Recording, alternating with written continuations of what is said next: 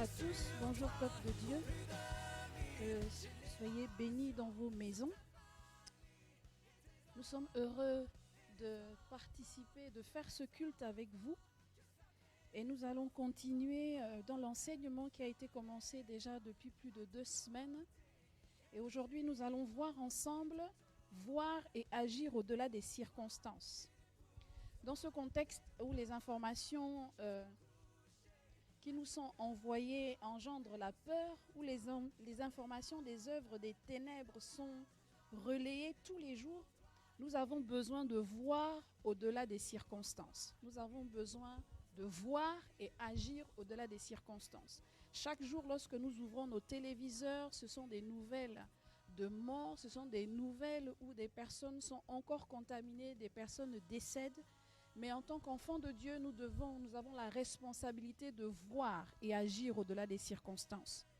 Pour cela, nous allons ouvrir nos Bibles dans le livre de Romains, au chapitre 4, du verset 18 à 21. Nous allons lire dans les deux versions. Nous allons lire sur la version Louis II et nous allons voir la version Parole de vie. Louis II déclare ceci. Dans Romains chapitre 4 du verset 18 à 21, « Espérons contre toute espérance, il crut en sorte qu'il devint père d'un grand nombre de nations, selon qu'il lui avait été dit, telle sera ta postérité. Et sans faiblir dans la foi, il ne considéra point que son corps était déjà usé, puisqu'il avait près de 100 ans, et que Sarah n'était plus en état d'avoir des enfants. Il ne douta point par incrédulité au sujet de la promesse de Dieu, mais il fut fortifié par la foi, donnant gloire à Dieu, et ayant la pleine conviction que ce qu'il promet, il peut aussi l'accomplir. C'est pourquoi cela lui fut imputé à justice. Amen. Lorsque nous voyons dans le même livre la version Parole de vie, elle est un peu plus explicite, elle va un peu plus en profondeur. Il est écrit dans la version Parole de vie, toujours Romains chapitre 4, des versets 18 à 21, « Il n'y avait plus d'espoir, et pourtant Abraham a espéré. Il a cru en Dieu, et pour cela il est devenu le père de beaucoup de peuples. » Il est précisé ici, il n'y avait plus d'espoir et pourtant Abraham a espéré. C'est ce qui se passe en ce moment lorsque nous regardons les informations. C'est la désolation qui se passe et des fois les gens n'ont pas d'espoir. Le monde n'a plus d'espoir en ce moment. Mais il est écrit que Abraham a espéré. Et c'est ce que nous devons faire en tant qu'enfants de Dieu. Il n'y a plus d'espoir dans le monde. Mais nous, en tant que fils de Dieu, nous devons espérer. Il a cru en Dieu et pour cela il est devenu le père de beaucoup de peuples. Les livres saints le disent. Ceux qui vont naître de toi seront très nombreux. La foi d'Abraham est restée solide. Pourtant il avait à peu près 100 ans. Et il le savait, son corps était déjà comme mort et Sarah ne pouvait pas avoir d'enfant. Devant la promesse de Dieu, il n'a pas manqué de confiance. Au contraire, sa foi l'a rempli de force et il l'a rendu gloire à Dieu. Il était sûr d'une chose, et j'aime cette partie, il était sûr d'une chose, ce que Dieu a promis, il est assez puissant pour le faire. C'est pourquoi Dieu a reconnu Abraham comme juste. Il était sûr d'une chose, ce que Dieu a promis, il est assez puissant pour le faire. Abraham a vu au-delà des circonstances. C'est l'histoire d'Abraham, nous le connaissons tous, nous la connaissons tous, nous l'avons souvent lu, nous l'avons entendu, nous l'avons même pour certains vu dans des films adaptés. Abraham et sa femme avaient une histoire de stérilité, d'hypofertilité. Je peux corriger parce que la Bible nous démontre qu'ils n'étaient pas stériles parce qu'ils ont enfanté. Il y avait une histoire d'hypofertilité. Mais la Bible nous explique que Abraham a cru contre toute espérance. Il a vu au-delà des circonstances. Il a regardé au-delà des circonstances et il a agi au-delà des circonstances.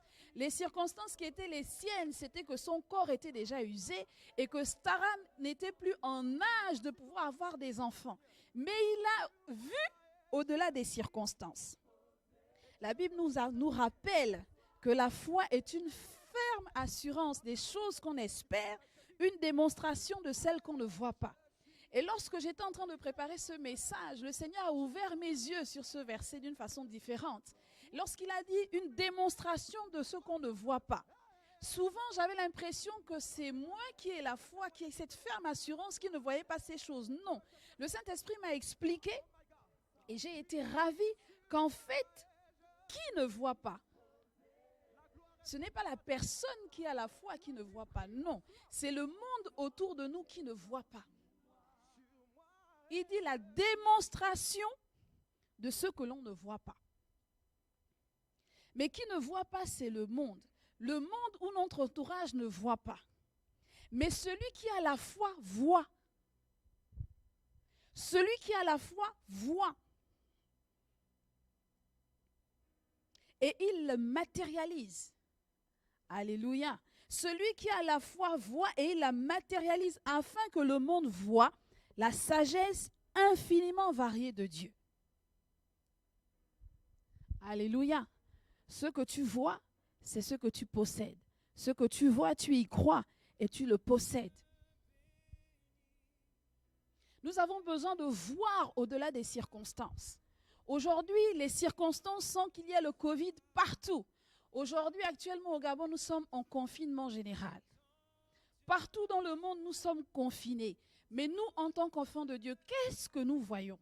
Nous devons voir au-delà des circonstances. Alléluia. Ce qu'il y a d'extraordinaire, c'est que lorsque nous voyons ce verset, on peut se dire, oui, mais c'était Abraham. Mais la Bible nous dit que nous sommes de la postérité d'Abraham.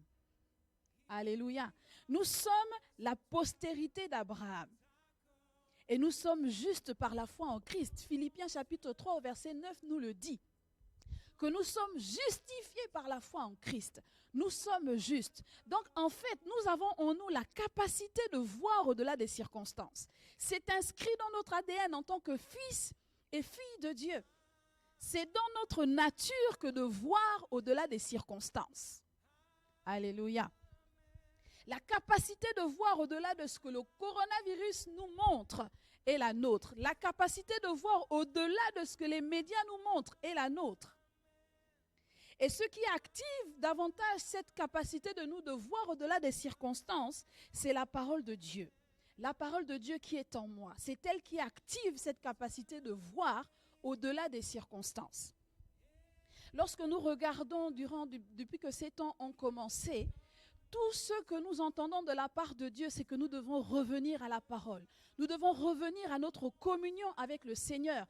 Parce que c'est en étant en communion avec le Seigneur que cette capacité en nous va être activée et décuplée. De voir au-delà des circonstances et agir au-delà des circonstances. Alléluia. Lorsque nous entrons dans la parole de Dieu, lorsque nous lisons le psaume 91 au verset 1, la Bible déclare que celui qui demeure sous l'habit de Très-Haut repose à l'ombre du Tout-Puissant. Au-delà des paroles que nous lisons, au-delà de la parole que je déclare, je me vois protégé en Christ. Alléluia. Je me vois protégé au-delà en Christ. Et parce que je me vois sous sa protection, j'y crois, elle se matérialise et elle devient une réalité. C'est pourquoi c'est la ferme espérance des choses qu'on espère. Une démonstration que le monde ne voit pas, mais que le monde va voir au travers de l'Église, qui a la responsabilité de démontrer la sagesse infiniment variée de Dieu. Et c'est ce que le monde a besoin actuellement. Alléluia.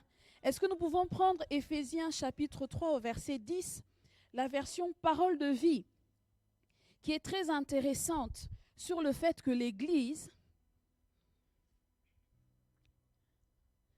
doit démontrer la sagesse infiniment variée de Dieu. Nous allons toujours lire dans les deux versions. Je t'invite à ouvrir ta Bible et de lire en même temps que moi, même si tu es à la maison, même si nous utilisons les canaux, l'Internet aujourd'hui, le Saint-Esprit n'est pas limité. Je t'invite à ouvrir ta Bible et à déclarer la parole en même temps que moi. Éphésiens chapitre 3, verset 10. On va commencer au verset 9. Et de mettre à moi qui suis le moindre de tous les saints, cette grâce a été accordée d'annoncer aux païens les richesses incompréhensibles de Christ et de mettre en lumière quelle est la dispensation du mystère caché de tout temps en Dieu qui a créé toutes choses. Verset 10, afin que les dominations et les autorités dans les lieux célestes connaissent aujourd'hui par l'Église la sagesse infiniment variée de Dieu. Ça, c'est la version Louis II. Dans la version Parole de vie, il est écrit, il est déclaré avec puissance. Alors maintenant, par l'Église, tous ceux qui ont autorité et pouvoir dans les cieux peuvent connaître la sagesse de Dieu. Cette sagesse, Dieu la montre de 1000 manières. Cette sagesse, Dieu la montre de 1000 manières.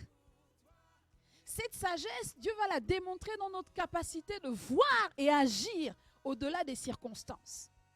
Pendant ces temps, lorsque nous entendons la parole, lorsque nous entrons en communion avec le Seigneur nous communique une parole et cette parole, nous la visualisons, nous la voyons et nous la menons à se matérialiser. C'est ainsi que le monde, ceux qui dominent, ceux qui ont les autorités qui dominent dans les cieux, quelles que soient les autorités, voient au travers de l'Église la sagesse infiniment variée de Dieu. Le fait donc d'être confiné ne confine pas notre vision. Le fait d'être limité dans l'espace ne confine pas notre vision. Au contraire, elle a le temps de s'élargir, notre vision. Nous avons la capacité de voir au-delà des circonstances. Alléluia. Notre Dieu est bon et il est puissant. Lorsque nous regardons le psaume 91 au verset 10, la Bible déclare « Aucun malheur ne t'arrivera, aucun fléau n'approchera de ta tente ». Lorsque je décrète ce verset, lorsque je le déclare sur ma vie, je me vois immunisé contre ce virus, immunisé contre toute maladie. Je le vois, j'y crois et elle se matérialise. Il y a quelque temps, j'étais en train d'échanger avec un frère et nous étions en train de nous entretenir, comme dit la Bible, par des hymnes, des cantiques, nous entretenir dans notre foi. Et ce frère était en train de me faire le témoignage de cet homme de Dieu. J'oublie le nom, j'aimerais pas me tromper de nom, qui disait que dans les années 1900, il y a eu la fièvre espagnole. En tout cas, il y a eu une grande pandémie. Et ce monsieur, cet homme de Dieu, pendant que des hommes étaient en train de mourir, il imposait les mains aux malades et les malades guérissaient. Et les gens étaient en train de se poser la question de savoir, mais pourquoi est-ce que lui n'était pas infecté? Alors il a demandé aux scientifiques d'amener un microscope. Ils amenaient le microscope et ils mettaient le microscope sur les malades, ils voyaient les microbes. Et ils touchaient ces malades et ensuite ils demandaient à ce qu'on amène les microscopes sur lui. Et chose extraordinaire, lorsqu'on a placé le microscope, ils se sont rendus compte qu'au contact de la peau de cet homme de Dieu, ces microbes mouraient. Alléluia. Cet homme a vu au-delà et agi au-delà des circonstances. Les circonstances pouvaient le limiter, les circonstances pouvaient dire ce n'est pas le moment d'imposer les mains aux malades, sinon tu risques de toi-même être contaminé. Il a vu au-delà des circonstances. Pendant que les gens voyaient la mort, lui il voyait guérison. Parce que la parole en lui, la communion qu'il avait avec le Seigneur a fait en sorte qu'il voit au-delà des circonstances et qu'il le manifeste. Et ça s'appelle la foi. Il a manifesté sa foi. Alléluia. Et de cette manière, la sagesse infiniment variée de Dieu a été démontrée par l'Église. Alléluia. Est-ce que quelqu'un peut dire que pendant ces temps de confinement, je manifeste, je montre la sagesse infiniment variée de Dieu? Alléluia. Ce que je vois, je le possède. Lorsque nous regardons dans les Écritures, il ne faudrait même pas que nos temps de prière soient animés par la peur. Non. Non. Le docteur Henry nous a expliqué que ces circonstances ne doivent pas nous faire vaciller. La peur ne doit pas prendre le contrôle de nous. Nous ne devons pas être motivés par la peur quand nous avons des temps de prière. Nous ne devons pas être motivés par la peur pour faire un certain nombre de choses. Non, nous devons être motivés par notre foi, par la confiance que nous avons en l'Éternel. Alléluia. Les livres d'Exode, chapitre 12, Lévitique, chapitre 23, Nombre 28, Josué, chapitre 5, Matthieu 26 Luc chapitre 22 et 1 Corinthiens 11, je vais le reprendre. Exode chapitre 12, je vous invite à les lire.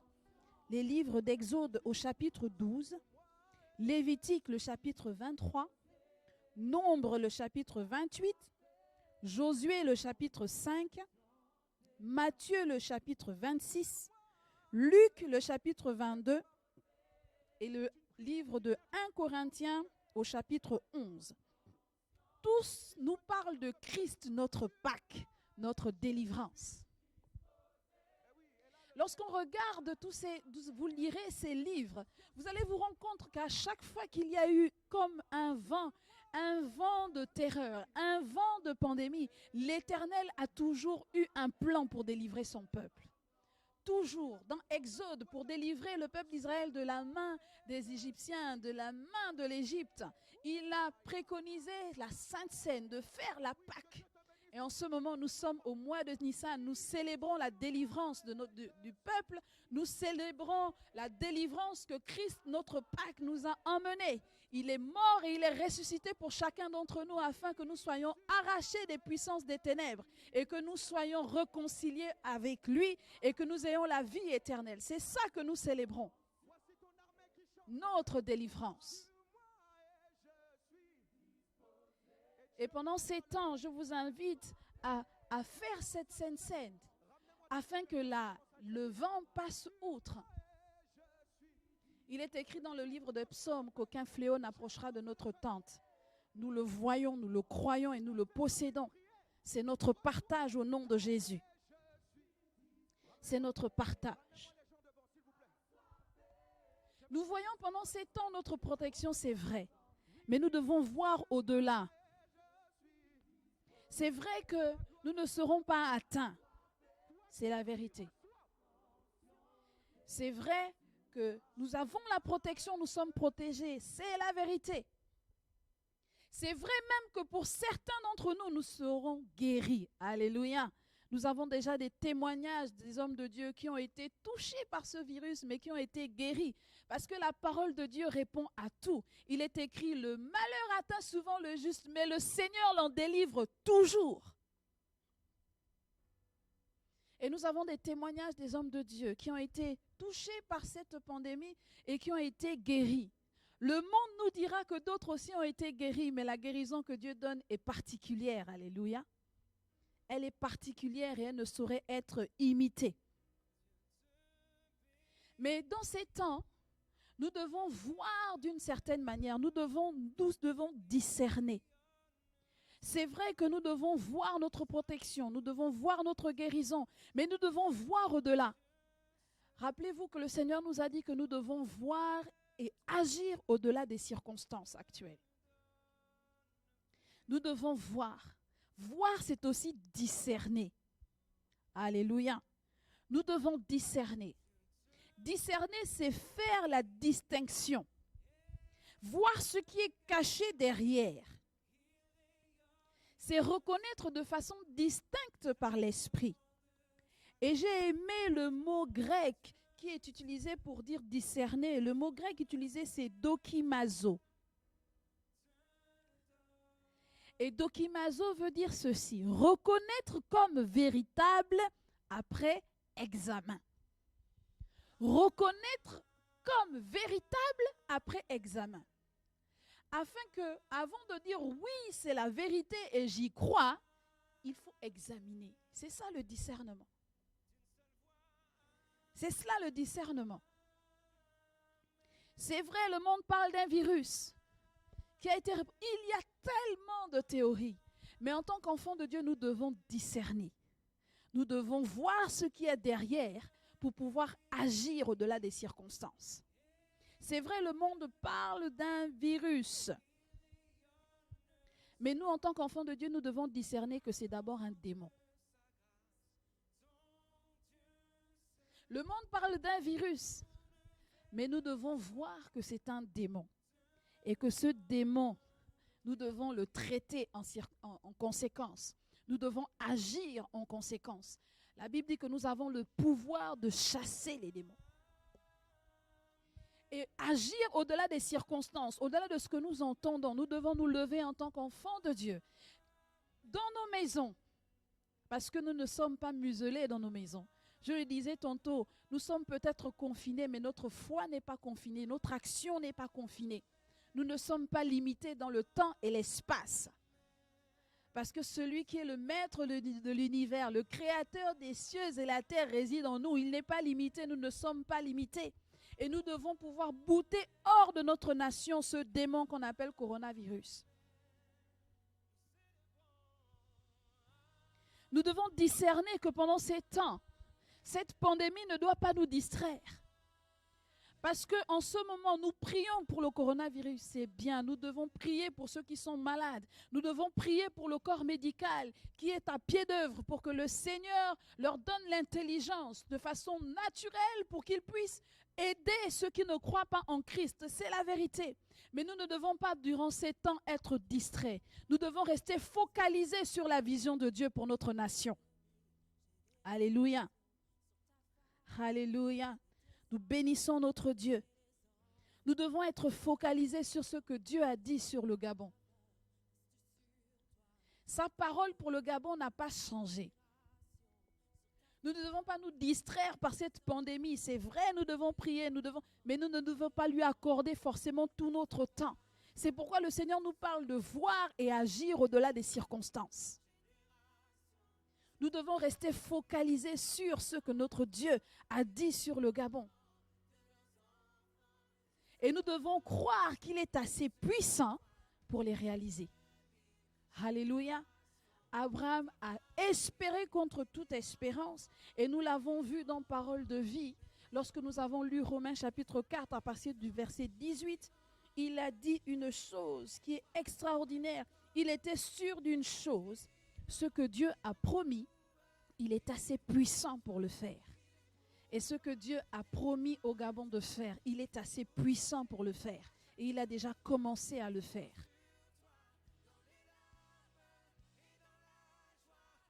Il a déjà commencé à le faire.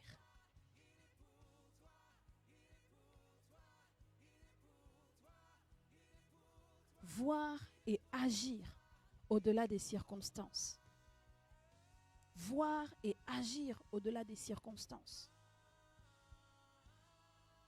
Lorsque nous sommes dans nos maisons, nous devons élever nos voix, intercéder pour notre nation, pour que les plans de l'Éternel s'accomplissent.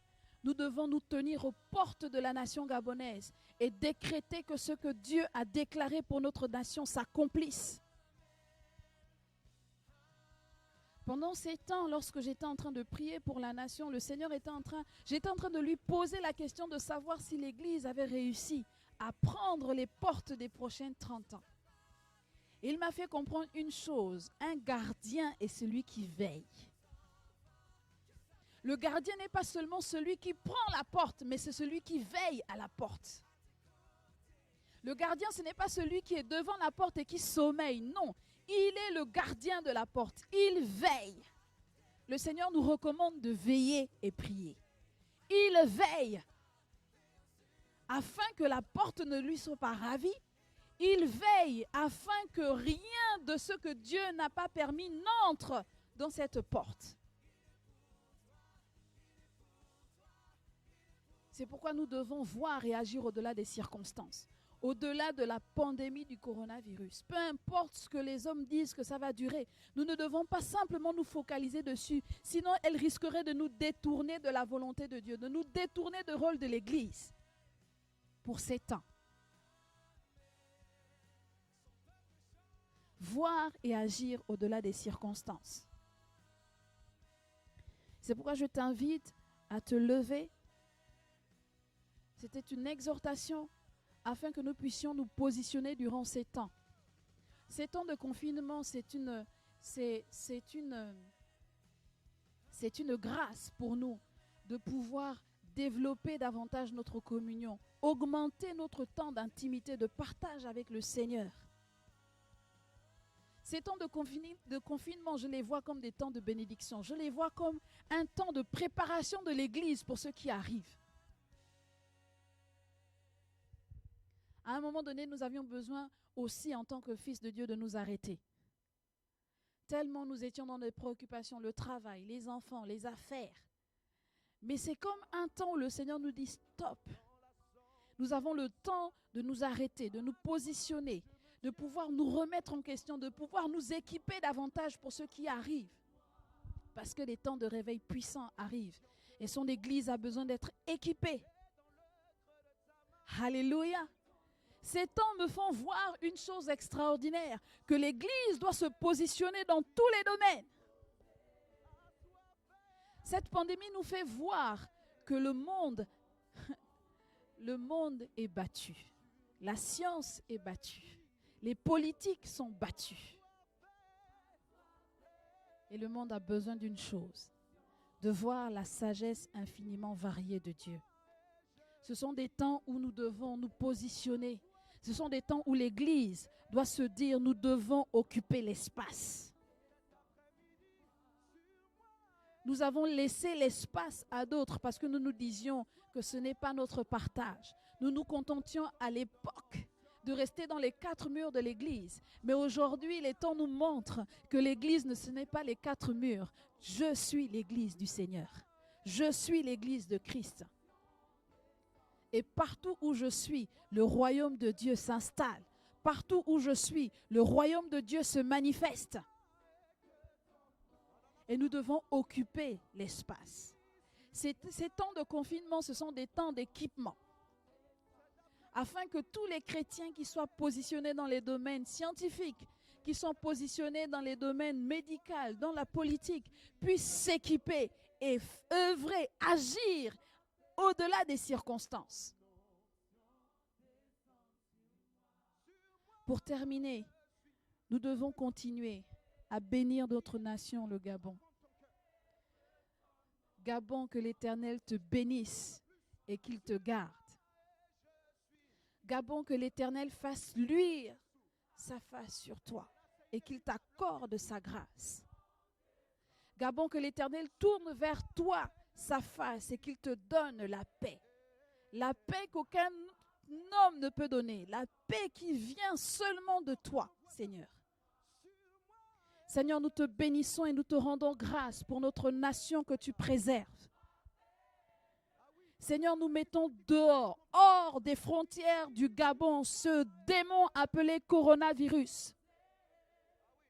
Nous appliquons le sang de Jésus sur les frontières du Gabon. Nous appliquons le sang de Jésus sur les frontières du nord, sur les frontières du nord-est, sur les frontières du nord-ouest, les frontières à l'est, à l'ouest, au sud-est, au sud-ouest et au sud.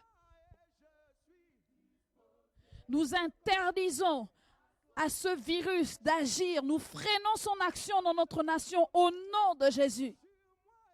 Nous décrétons que toute parole qui se soit élevée en justice contre le Gabon s'arrête maintenant au nom de Jésus et nous le condamnons au nom puissant de Jésus.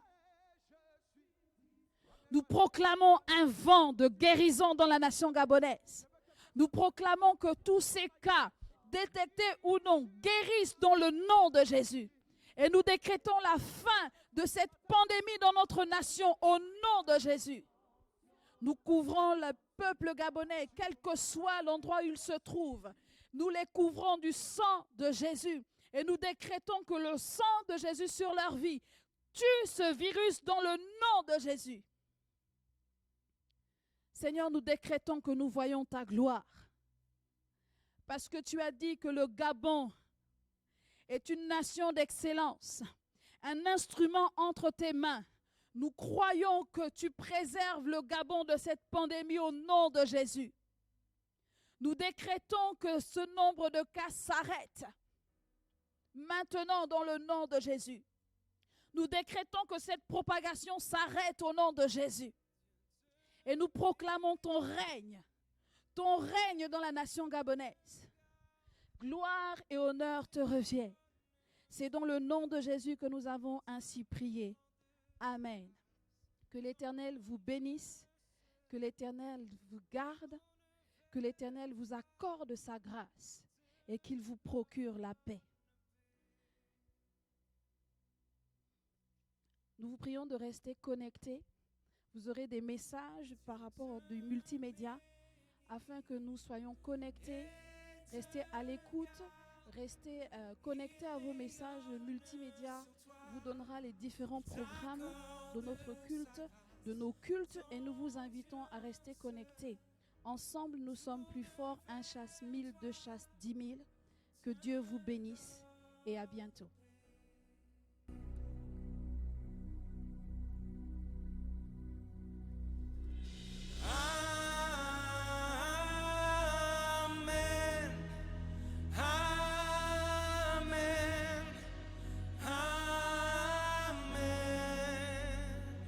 D'une seule voix.